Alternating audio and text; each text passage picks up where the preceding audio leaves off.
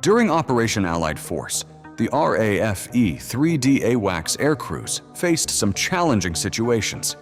Even though offensive weaponry was drastically reduced during the Cold War between 1989 and 1991, new conflicts that occurred a few months after the Warsaw Pact's breakup made airborne early warning and control planes even more crucial.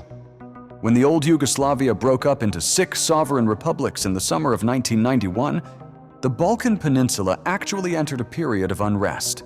Yugoslavia was reduced to the state of Serbia and Montenegro after losing Slovenia, Croatia, Bosnia and Herzegovina, and Macedonia. Slobodan Milosevic's ethnic cleansing effort was the result of Serbian nationalists' eventual subjugation of the Kosovar Albanian community.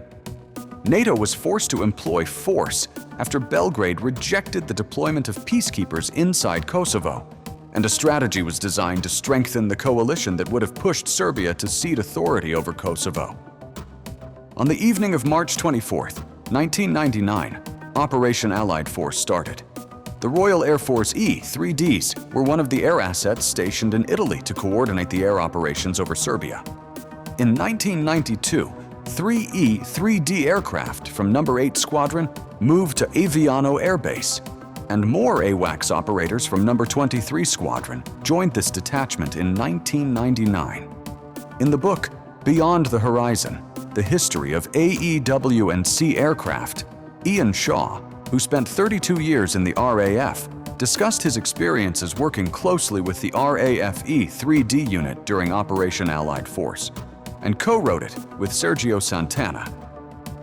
Shaw claims that the AWACS aircrew's most important lesson from this conflict was that their planes were a prime target for the enemy. As he explains, we had been alerted as a wing at Aviano to the man-pads threat in the area. Intel had been received that possible Yugoslav special forces had gotten onto mainland Italy with some shoulder-launched SAMs and were heading for Aviano. The fast aircraft altered their departure profile, lit their burners, and spiraled overhead to lessen the man-pads threat, while the E-3Ds were obviously unable to do this and could only climb straight ahead at full speed, regardless of the threat. This statement was frequently repeated to E-3D pilots because the man-pads threat was considered serious. "You've got 4 engines, you'll only lose 1. The most terrifying incident happened on May 4, 1999.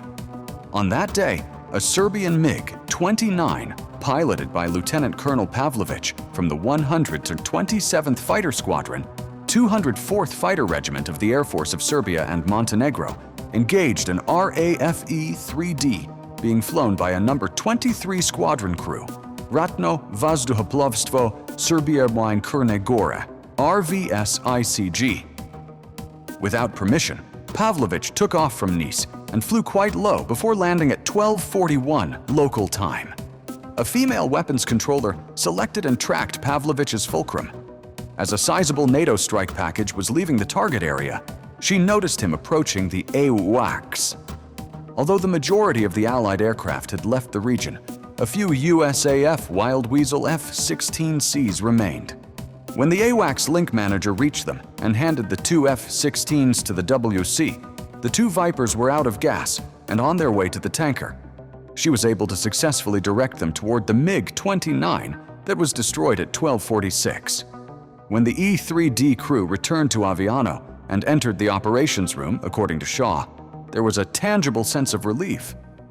Although not a Top Gun moment, the crew was congratulated on an excellent and professional job and immediately phoned the F-16 pilot, who, if I recall, had also been flying out at Aviano that day. I must admit, that episode brought it home to me how vulnerable our crews were, and how this wasn't a game or an exercise,